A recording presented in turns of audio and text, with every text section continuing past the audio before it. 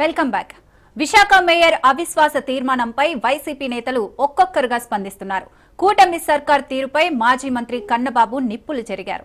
చంద్రబాబువి కుళ్ళు రాజకీయాలంటూ తీవ్ర విమర్శలు చేశారు. రాష్ట్రంలో అవినీతి పాలన రాజ్యమేలుతోందని ఆగ్రహం వ్యక్తం చేశారు. జీవీఎంసీ మేయర్పై అవిశ్వాసం పెట్టి నెల రోజుల సమయం తీసుకుంటున్నారన్న మాజీ మంత్రి కన్నబాబుతో మా ప్రతినిధి Suryakumar face to face.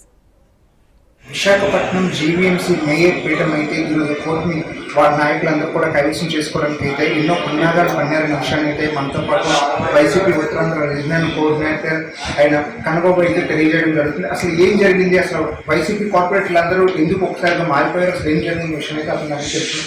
Sir చెప్పండి, అసలు ఏం జరిగిందంటారు? ఇదంతా ఒక వైస్రాయ్ హోటల్ టైప్ జరిగిందని అయితే ఇందాక మీరు చెప్పడం జరిగింది. దాన్ని ఏ విధంగా చూసి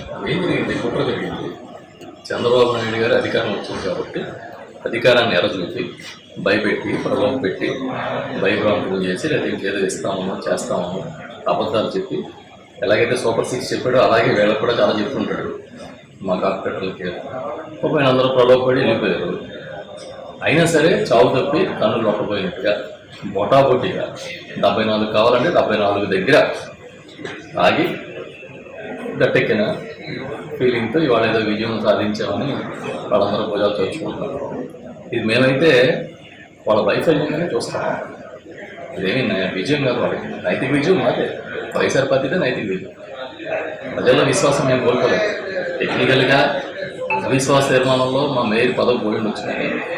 మేమైతే మాత్రం ప్రజల విశ్వాసం కోల్పోలేదు. కేవలం పదవులు వాటి చుట్టూ రాజకీయం వాటిని అనుభవించడం, విశాఖపట్నంలో ఏదో సాధించేద్దాం దీని ద్వారా అనుకునే ఒక తాపత్రయం తప్ప ఇంకేం కనపడదు.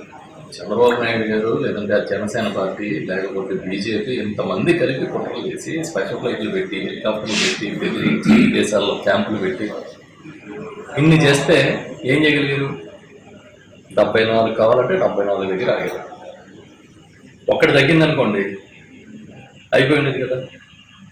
మా దగ్గర లాస్ట్ మినిట్లో కూడా ప్రలోభం పెట్టి చాలా మంది తీసుకెళ్ళారు.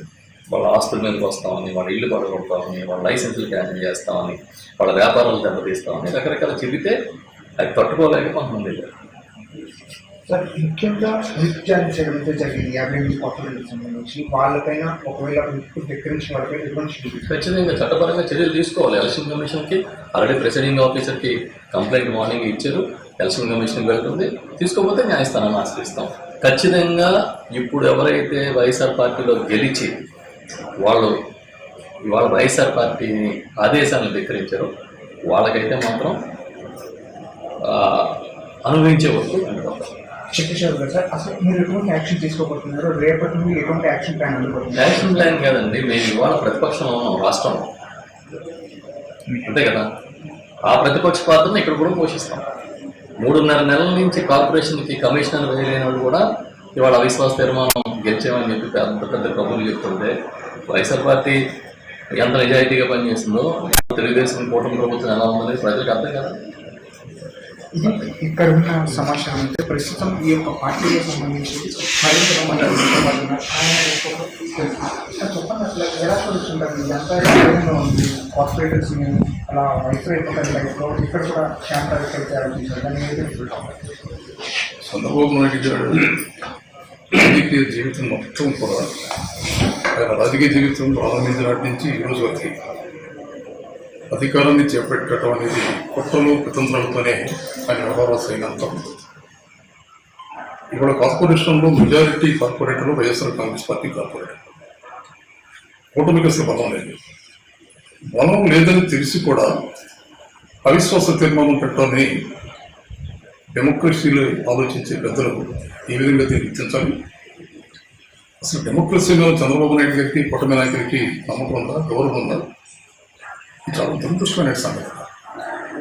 దీన్ని బట్టి మనకు అర్థమవుతుంది వైఎస్ఆర్ కాంగ్రెస్ పార్టీకి చెందినటువంటి కార్పొరేటర్ని